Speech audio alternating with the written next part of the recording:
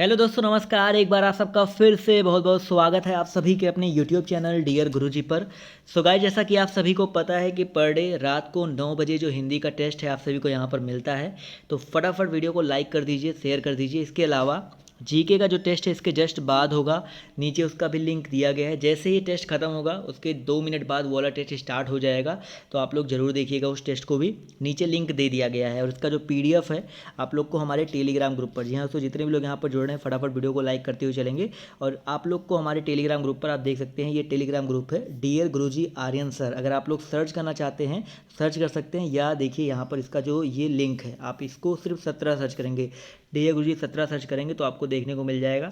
ये इसका मैंने सीधे लिंक दे दिया है, उस पर क्लिक करके आप लोग हमारे इस ग्रुप से जुड़ सकते हैं, जहाँ पर आपको लगातार पीडीएफ देख सकते हैं। यहाँ पर फाइल्स में जाके देखेंगे, लगातार आपको यहाँ पर पीडीएफ, बहुत सारे पीडीएफ आपको यहाँ पर लगातार दिए गए हैं। ठीक है दोस्तों, 604 पीडीएफ अभी तक आपको यहाँ पर प्रोवाइड किए जा चुके हैं। तो आप लोग यहाँ पर ज़्यादा से ज़्यादा संख्या में आकर के जुड़ जाइए, जिससे आपको पीडीएफ मिलता रहे। और साथ ही साथ दोस्तों, अगर आपने अभी तक हमें हमारे इंस्टाग्राम प्रोफाइल पर फॉलो नहीं किया है तो आप लोग यहाँ भी फॉलो कर सकते हैं। डियर गुरुजी सर्च करना, आपको हमारी इंस्टाग्राम प्रोफाइल देखने को मिल जाएगी। आप लोग यहाँ पर हमें डायरेक्ट मैसेज कर सकते हैं, और इंपॉर्टेंट जो आपके लिए स्टोरी है, पोस्ट है, लगातार आती रहती है, जो कि आपके लिए इंपॉर्टेंट भी होती है। वहाँ पर मैं कुछ भी करवाता हूँ तो आप लोग यहाँ पर आकर के जुड़ सकते हैं। तो आप लोग यहाँ पर जरूर जुड़ जाइएगा। चलिए, काफ़ी लोग यहाँ पर अब जुड़ चुके हैं, अब क्लास को हम लोग कर सकते हैं स्टार्ट। और आवाज़ सबको सही आ रही है ना? चलिए, बहुत अच्छी बात है। तो आज का जो पहला क्वेश्चन है वो आपके सामने ये रहा कि वे वाक्य सरल वाक्य कहलाते हैं जिनमें, भाई बहुत सिंपल सा क्वेश्चन है। सरल वाक्य ऐसे वाक्य होते हैं जिनमें भाई एक ही उद्देश्य होता है, यानी कि एक ही कर्ता होता है, एक ही विधेय होता है। तो यहाँ पर जितने भी लोग जवाब दे रहे हैं ऑप्शन नंबर 3, वो लोग यहाँ पर बिल्कुल करेक्ट हो जाएंगे। क्लियर है? चलिए आते हैं अगले क्वेश्चन की तरफ। तो अगला क्वेश्चन की देखिए आपसे यहाँ पर क्या कह रहा है, ध्यान से देखिएगा कि भाई प्रत्येक वर्ग का दूसरा और चौथा वर्ड क्या कहलाता है। प्रत्येक वर्ग का दूसरा और चौथा वर्ड जो है आपका क्या कहलाता है। तो यहाँ पर महाप्राण दिया गया है, अल्प प्राण दिया गया है। तो बहुत ही सिंपल था, पहले ही बता चुका हूँ। पहला, तीसरा और पांचवा, अगर हम पहले तीसरे पांचवे की बात करते हैं तो वो आपका अल्प प्राण होता है। और दूसरे और चौथे की बात करते हैं, जैसे खा हो गया, घा हो गया, छा हो गया, ये आपके महाप्राण के अंतर्गत आते हैं। चलिए आते हैं अगले क्वेश्चन की तरफ। तो अगला क्वेश्चन देखिए आपसे यहाँ पर क्या कह रहा है, सभी लोग जवाब देते ही चलेंगे। उच्चारण की दृष्टि से संबल ध्वनि का वर्गीकरण कौन सा है? उच्चारण की दृष्टि से संबल ध्वनि का वर्गीकरण कौन सा है? संबल या संपृक्त? बिल्कुल सही बात है, यहाँ पर संपृक्त जवाब आ रहा है। तो यहाँ पर जितने भी लोग जवाब दे रहे हैं ऑप्शन नंबर फर्स्ट, वो लोग यहाँ पर बिल्कुल करेक्ट हो जाएंगे। भाई यहाँ पर जो ऑप्शन नंबर फर्स्ट है यहाँ पर करेक्ट हो जाएगा। यहाँ पर सा और बा, देखिए संबल में अगर देखा जाए तो यहाँ पर सा और बा जो है किसके साथ जुड़ा हुआ है? आधा माँ के साथ जो है जुड़ा हुआ है। अगला देखिए आपसे यहाँ पर क्या कह रहा है, विपत प्लस जाल इज इक्वल टू विपत जाल दिया गया, यानी कि यहाँ पर बताना है आपको कौन सी संधि है। बहुत ही आसान है, जवाब आराम से आप लोग दे सकते हैं। तो यहाँ पर अगर हम लोग संधि की बात करते हैं तो विपत, यानी कि विपत प्लस जाल मिलकर विपत जाल हुआ है, बिल्कुल सही जवाब आ रहा है। व्यंजन संधि हो जाएगा यहाँ पर। क्लियर है दोस्तों? चलिए आते हैं अगले क्वेश्चन की तरफ। तो अगला क्वेश्चन देखिए आपसे यहाँ पर क्या कह रहा है, ध्यान से देखिए। क्वेश्चन नंबर आपके यहाँ पर 5 कह रहा है, दुरात्मा में कौन सा उपसर्ग है? दुरात्मा में कौन सा उपसर्ग है? चलिए फटाफट सभी लोग जवाब देते हुए चलेंगे। दुरात्मा, दुरात्मा में अगर देखा जाए तो आपका दुर उपसर्ग है। यहाँ पर हलंत लगा हो, थोड़ा दिख नहीं रहा है, उसको क्लियर कर लीजिएगा। दुर उपसर्ग का प्रयोग जो है किया गया है। इससे बनने वाले और भी बहुत सारे होते हैं, दुराचार, दुर्गम, दुर्लभ, दुर्दशा, बहुत सारे होते हैं। अगला क्वेश्चन आपसे कह रहा है कि निम्नलिखित में से किस वाक्य में परिमाणवाचक क्रिया विशेषण है, यानी कि परिमाण भी बता रहा हो और क्रिया की विशेषता भी बता रहा हो।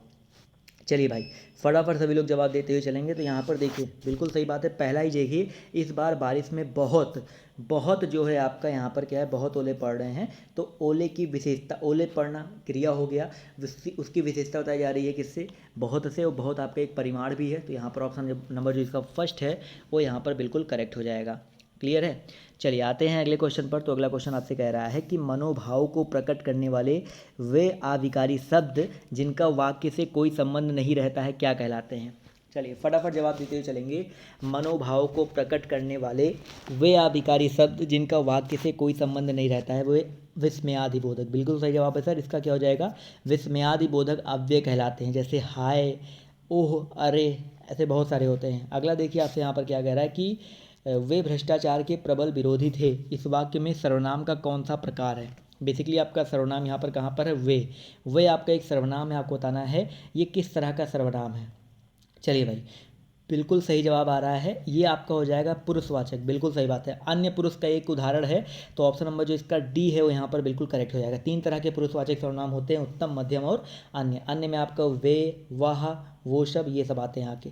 अगला क्वेश्चन देखिए, आपसे कह रहा है कि नलिनी, कैरो, चंद्रप्रिया, ये क्वेश्चन आपको पहले भी करवाया जा चुका है। आप सभी को बताना है कि ये किसके पर्यायवाची शब्द हैं। नलिनी हो गया, कैरो हो गया, चंद्रप्रिया हो गया। क्वेश्चन नंबर 9 सभी लोग जवाब देते हुए चलेंगे। तो भैया क्वेश्चन नंबर 9 का जवाब आना शुरू हो गया है। तो नलिनी, कैरो, चंद्रप्रिया, ये सारे के सारे जो हैं आपके कुमुदनी के पर्यायवाची हैं। किसके भाई? कुमुदनी के पर्यायवाची हैं, यानी कि ऑप्शन नंबर जो इसका सी है वो यहाँ पर बिल्कुल करेक्ट हो जाएगा। और यहाँ पर कौमुदी जो होता है, कौमुदी अभी कल आपको बताया गया था, ये चांदनी का पर्यायवाची होता है।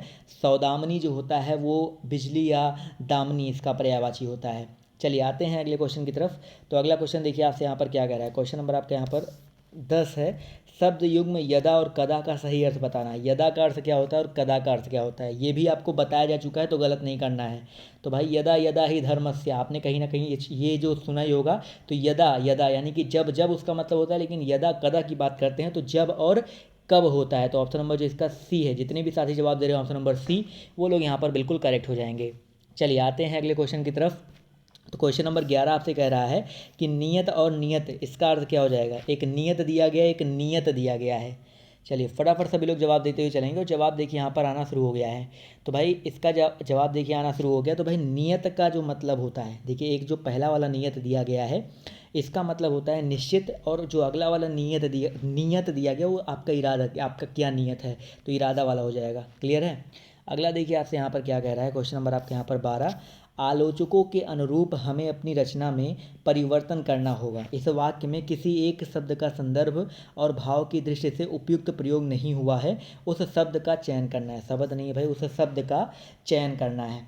तो याद रखिए भाई, इसका जो करेक्ट आंसर आपका हो जाएगा अनुरूप। क्यों हो जाएगा सर? यहाँ पर अगर देखा जाए अनुरूप की अगर हम बात करते हैं, और भी लोग जवाब दे रहे हैं, चलिए अच्छी बात है। तो दिए गए वाक्य में जो अनुरूप शब्द का संदर्भ है और भाव की दृष्टि से अगर देखा जाए तो उपयुक्त प्रयोग नहीं हुआ है।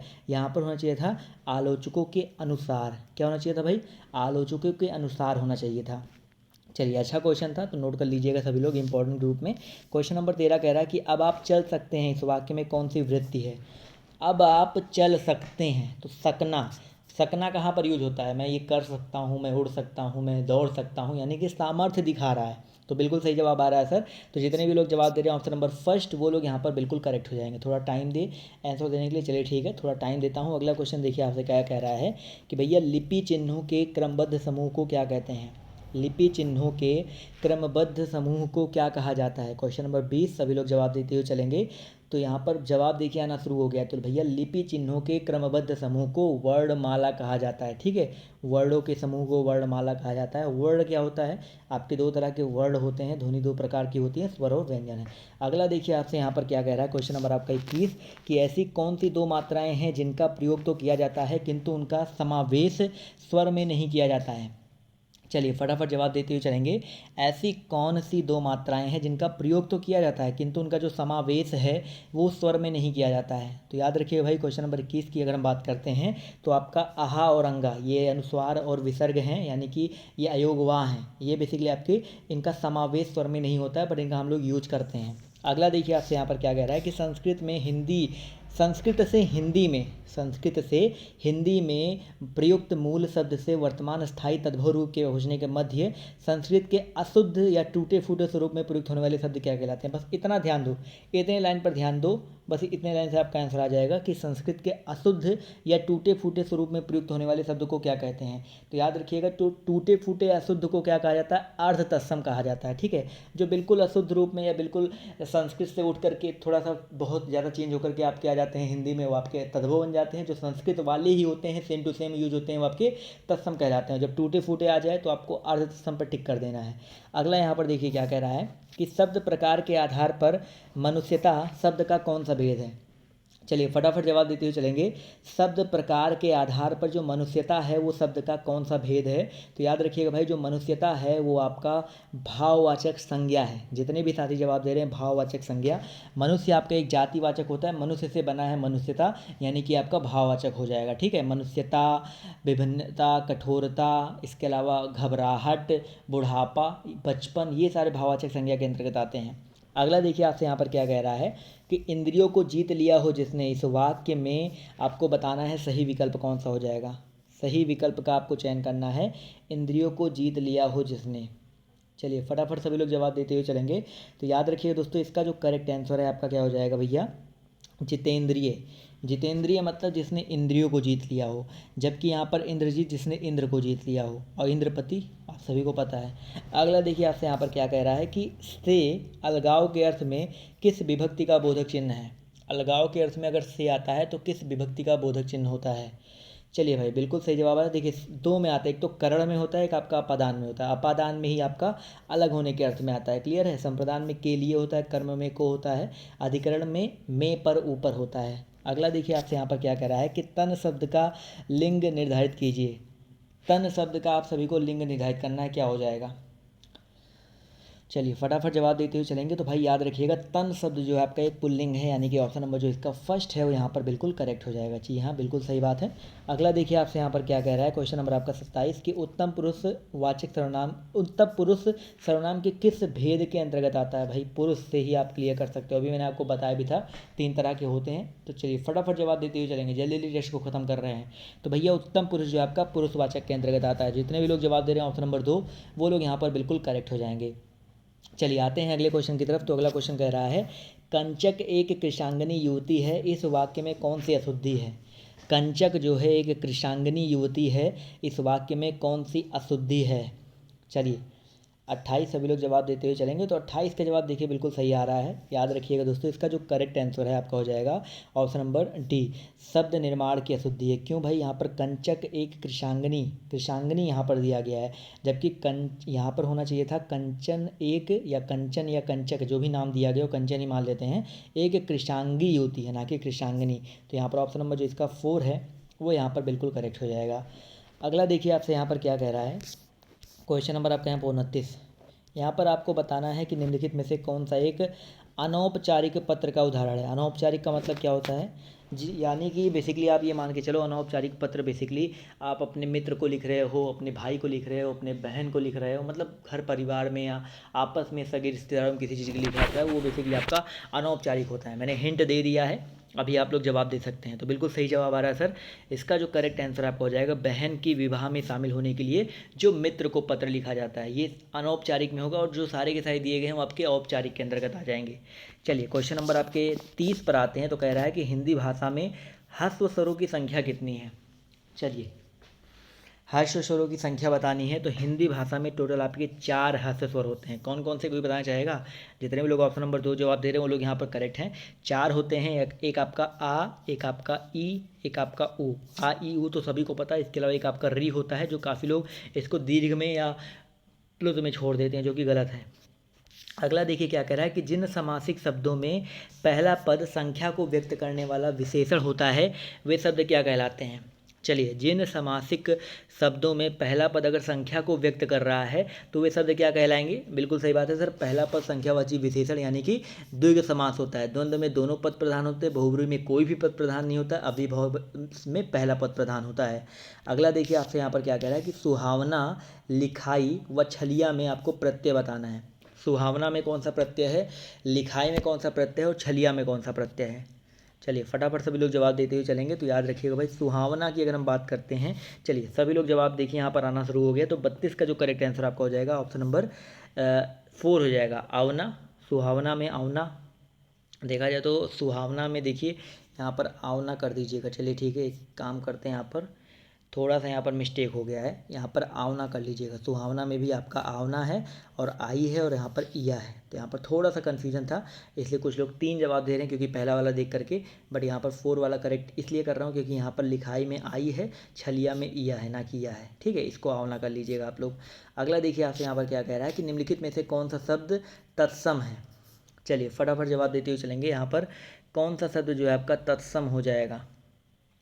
माँ, मछली, केला और अमूल्य। तो यहाँ पर अगर देखा जाए तो जो तत्सम शब्द है यहाँ पर क्या हो जाएगा सर, अमूल्य हो जाएगा, क्योंकि अमूल्य का जो तद्भव होता है वो अमोल होता है। कई बार आपके पेपर में पूछा गया है, अमूल्य का जो तद्भव होता है क्या होता है, अमोल होता है। जबकि माँ, मछली, केला ये जो है आपके तद्भव शब्द हैं। माँ का माता होता है, मछली का मत्स्य होता है, केला का कदली होता है।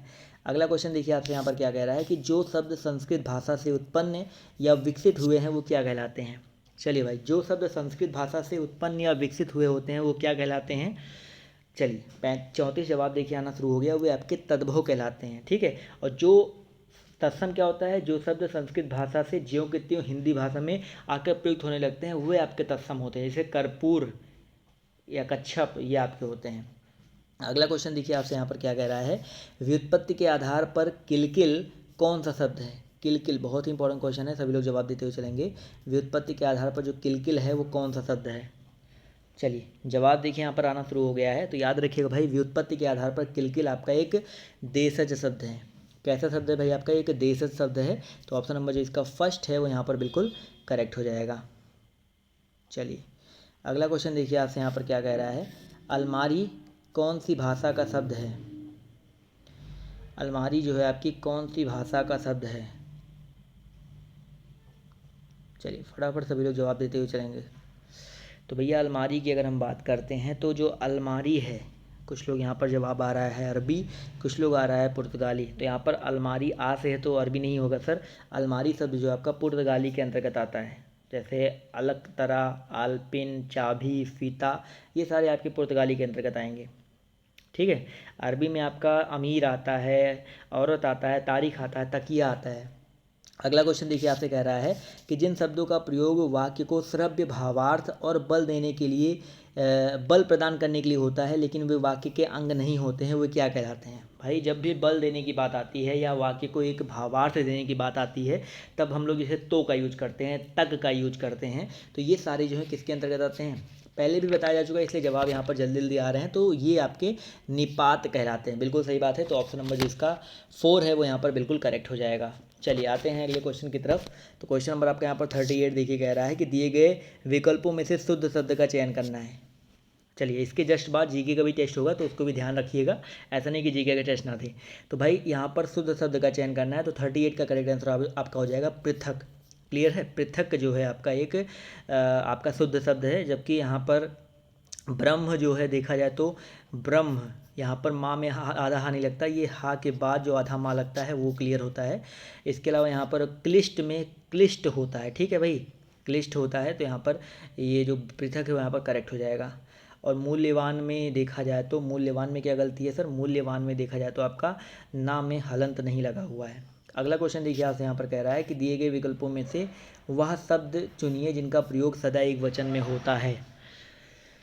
वह विकल्प चुनना है जिनका प्रयोग सदा एक वचन में होता है। तो देखिए यहाँ पर कई सारे ऐसे शब्द हैं जो सदैव बहुवचन में होते हैं या सदैव वचन में होते हैं। तो यहाँ पर याद रखिएगा आपका प्रत्येक जितने भी लोग जवाब दे रहे हो लोग यहाँ पर बिल्कुल करेक्ट हो जाएंगे। क्लियर है, जबकि कक्षा, आंसू, प्राण, दर्शन, हस्ताक्षर ये सदैव बहुवचन में यूज किए जाते हैं। अगला क्वेश्चन देखिए आपसे यहाँ पर क्या कह रहा है कि वाक्यों का वर्गीकरण कितने आधार पर किया गया है। वाक्यों का जो वर्गीकरण है वो कितने आधार पर किया गया है। इसके जस्ट बाद जीके का टेस्ट है तो उस पर ध्यान दीजिएगा, इसके नीचे लिंक दिया गया है। और पीडीएफ के लिए आप लोग हमारे टेलीग्राम ग्रुप से जुड़ सकते हैं। तो याद रखिएगा भाई, इसका जो करेक्ट आंसर है आपका क्या हो जाएगा सर, 2। ठीक है सर, 2 दृष्टियों से होता है, एक रचना और एक आपका अर्थ। रचना की दृष्टि से आपका एक अर्थ की दृष्टि से। तो ऑप्शन नंबर जो इसका फर्स्ट है यहाँ पर बिल्कुल करेक्ट हो जाएगा। तो अभी जाइए, नीचे डिस्क्रिप्शन बॉक्स में जीके टेस्ट का लिंक दिया गया है, 2 मिनट बाद स्टार्ट होगा, तो वहाँ पर जुड़ जाइए। और टेलीग्राम ग्रुप पर आप लोग जुड़ सकते हैं, जहाँ पर आपको लगातार जो पीडीएफ है प्रोवाइड किए जा रहे हैं डीयर गुरुजी आर्यन सर। नीचे आपको लिंक देखने को मिल जाएगा, आपको हमारे टेलीग्राम का और साथ ही साथ आपको हमारे इंस्टाग्राम का भी जो लिंक है देखने को मिल जाएगा। तो आप लोग यहाँ पर भी आकर के जुड़ सकते हैं। इंस्टाग्राम पर जुड़ने के लिए आप सीधे सर्च कर सकते हैं डीयर गुरुजी विदाउट स्पेस, तो आपको हमारी आईडी जो है देखने को मिल जाएगी। तो बस आज के इस वीडियो में सिर्फ इतना ही। अगर आपको वीडियो पसंद आई हो तो वीडियो को लाइक कीजिएगा। मिलते हैं आप सभी से नेक्स्ट वीडियो में जीके के टेस्ट में, तो आप लोग फटाफट वहाँ पर आ जाइए। अभी के लिए बाय बाय, टेक केयर, जय हिंद, जय भारत।